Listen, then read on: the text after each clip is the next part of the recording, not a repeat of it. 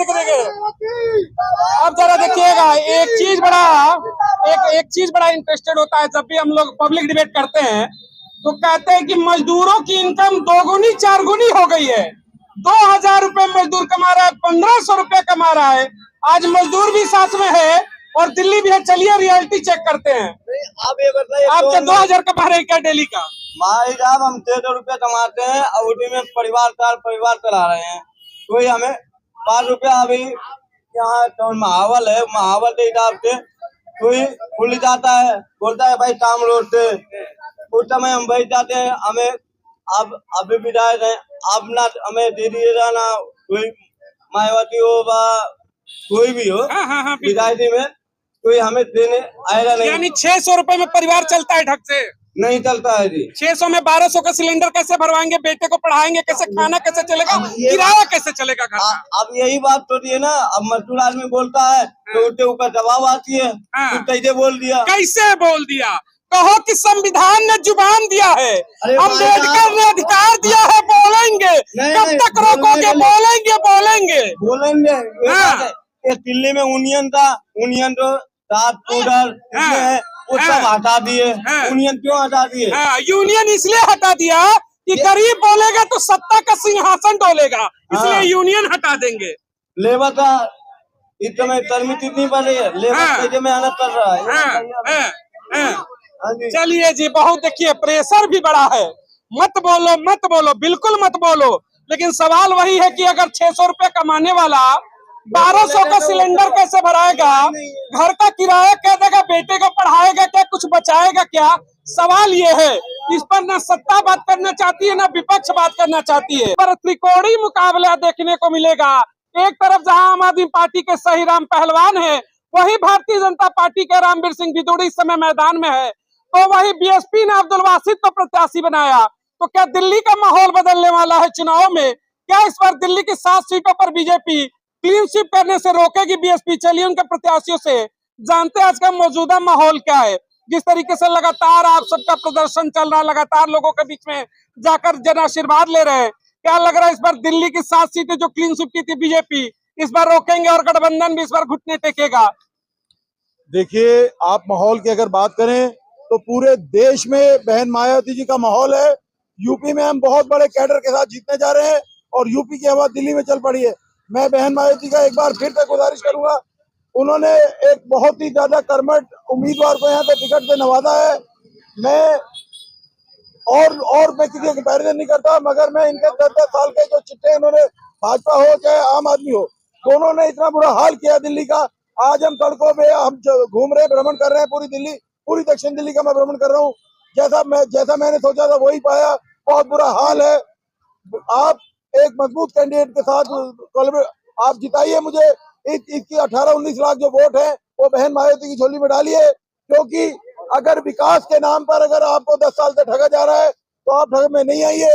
मैं आपको बार बार आश्वस्त कर रहा हूँ कि ये लोग इनकी दोनों की विधानसभा में 15-15 दिन हो गए मुझे घूमते हुए, मुझे एक व्यक्ति भी ऐसा नहीं मिला जो कि इनके साथ खड़ा हो।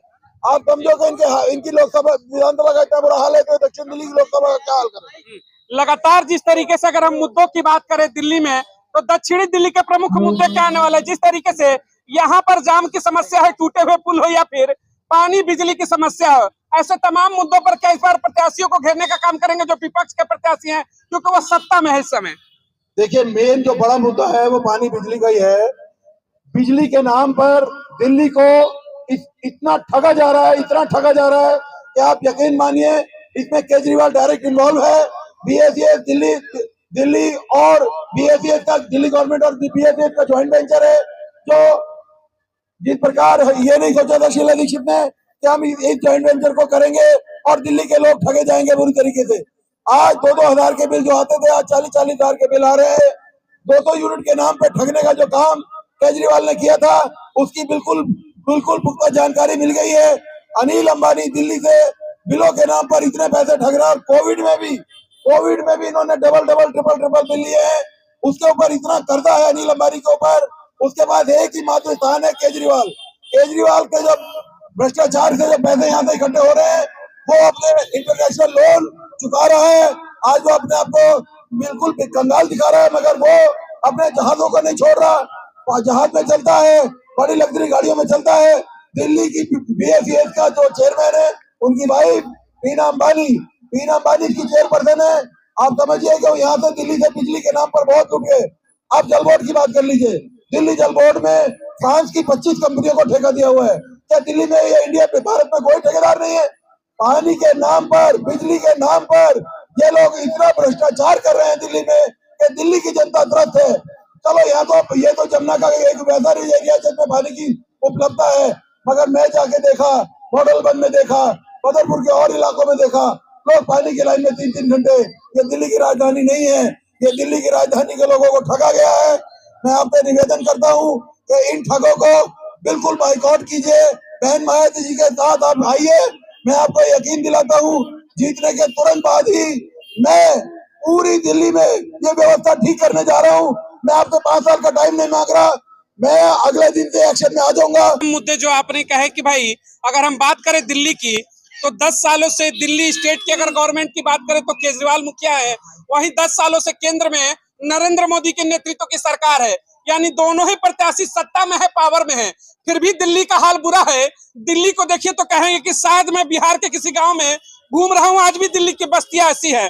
न ढंग का पानी है पीने को, न बिजली की व्यवस्था है, न अच्छी सड़कें हैं, न विद्यालय है, न हॉस्पिटल ढंग का है। तो किस बात की दिल्ली और किस बात की राजधानी, ये बड़ा सवाल है। क्या कहेंगे इस पे? ये जनता को भलीभांति मालूम पड़ गया है, जो भी इन्होंने 12-13 में आकर लोगों को बेवकूफ बनाया और ये RSS की सोच के साथ दिल्ली में आए थे और वही आज तक इनकी सोच है। आज हिंदू मुस्लिम का मुद्दा भाजपा ने छोड़कर केजरीवाल ने पकड़ लिया। इसके MLA जगह जगह जाकर खाई पैदा कर रहे हैं लोगों के बीच में। दलित समाज, ब्राह्मण समाज और सभी समाजों के बीच में जा रहे हैं।